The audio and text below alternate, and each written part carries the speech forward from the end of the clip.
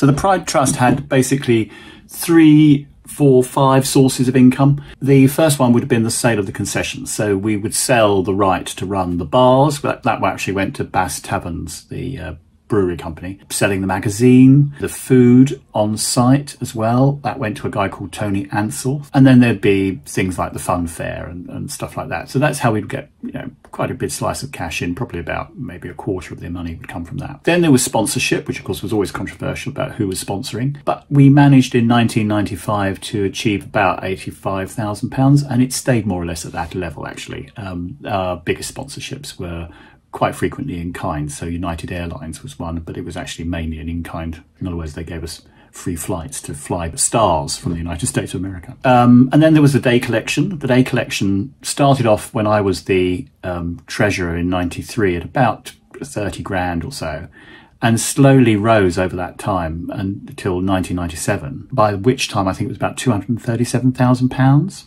But that was a big operation. As people came into the park, they had to go down lanes and put £2 in a bucket, and it was supposedly a free event, but actually to some extent it wasn't. And then there was a bucket rattling. So every week I and the directors and volunteers would go out, get people to give us a donation, we'd give them a badge. And then there were fundraising events, fundraising benefits.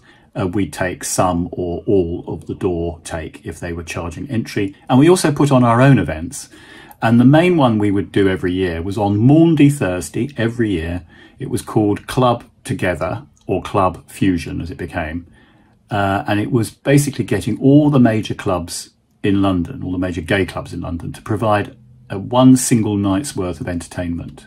Wednesday, the 9th of February 1994, a deal too tremendous to be believed has emerged. The Equinox, Leicester Square, are willing to put on Club Together, 1,850 capacity. If we reach capacity, we don't pay higher. 2,000 all in. Lights the lot, if we do, is 14,650 from one night. No.